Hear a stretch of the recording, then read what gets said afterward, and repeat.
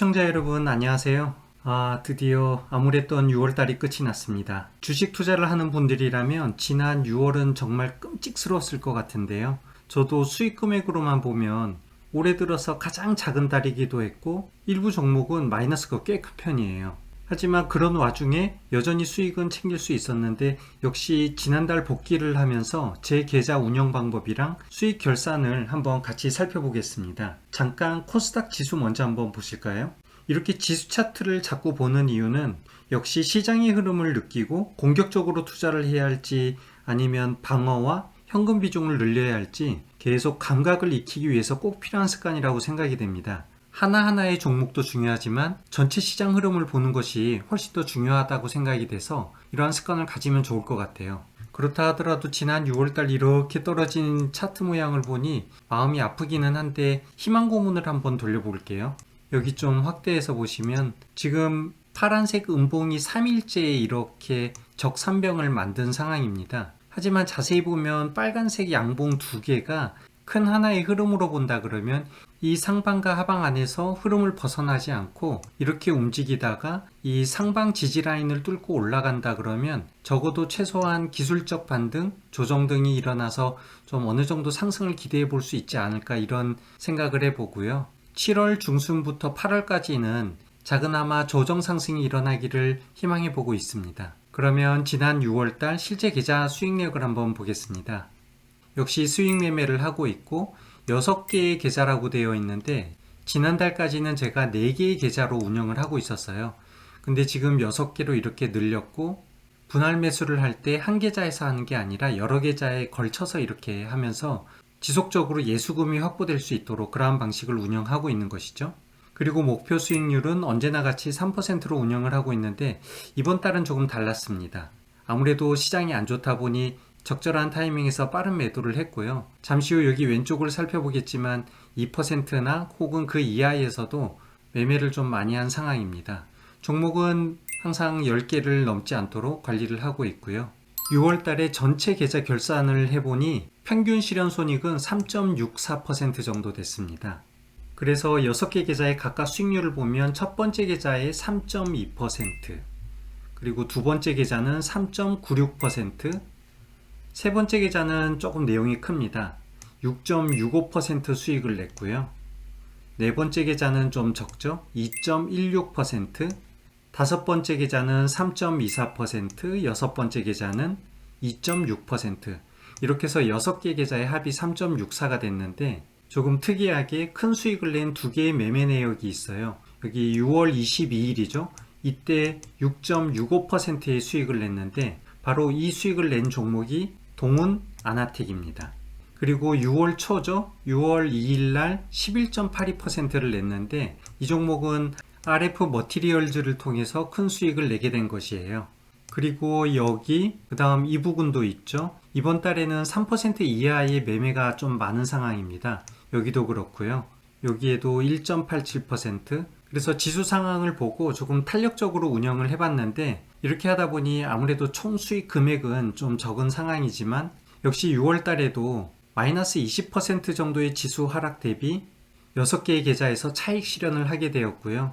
여기 있는 각 계좌의 수익을 합쳐보면 대략 20% 정도 조금 넘습니다. 그래서 시장의 흐름 대비 나쁘지 않은 결과라고 생각이 드는데 이렇게 수익을 낼 수 있었던 이유는 여기에 있는 월간 히어로 종목 때문일까요? 저는 그렇게 생각되지는 않습니다.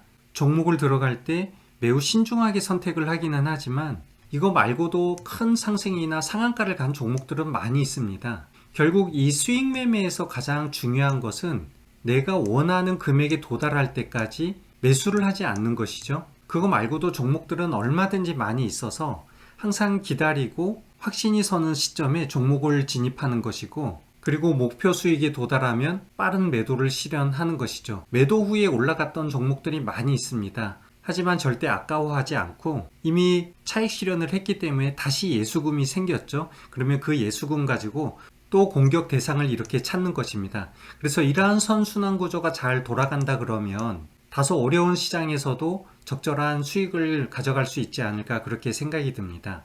그러면 저의 7월달 전략은 어떻게 될까요? 지금 6월 달에 월간 히어로 종목들을 보시면 두산 에너빌리티를 제외하고 나머지는 모두 코스닥에 있는 종목들이에요. 하지만 인플레이션 금리 인상 관련 영상에서 제가 설명드린 것처럼 이제부터는 실적이 좋거나 자산주 위주로 좀 고민을 해보면 좋을 것 같습니다. 그래서 저도 코스피와 코스닥의 비율을 대략 7대3 정도로 좀 비중 조절을 하려고 생각을 하고 있습니다. 기존에는 9대1 정도 됐었거든요. 그래서 두산 에너빌리티 같은 경우에는 여름 후반이나 가을까지는 계속 유지를 할 것 같고요. 실적이 좋고 ROE나 BPS가 높은 종목 위주로 한두 종목을 더 추가하려고 하는데 현재 제가 관심 가지고 있는 종목은 대략 2개 정도입니다. 첫 번째는 LG전자인데요. 지금 보시는 것이 LG전자의 240일 일봉 차트인데요. 이동평균선을 한번 보세요. 완전히 역배열인 상황입니다. 그 와중에서도 현재 골든크로스가 이렇게 떠 있고 전체 모양을 이렇게 보면 지금 거의 바닥에 와 있는 상황입니다. 그래서 저는 1차 목표가를 대략 11만원 정도로 보고 있는데요. 여기 11만원보다 조금 더 높은 이 부분이죠. 그래서 지금 가격에서 이까지만 올라준다고 하더라도 최소한 20% 이상의 수익을 기대할 수 있는 그런 상황으로 보여지고 LG전자의 실제 재무 차트도 이렇게 보면 PBR이 1로 낮아지면서 가까워지고 있습니다. PBR은 1로 갈수록 좋은 거고요.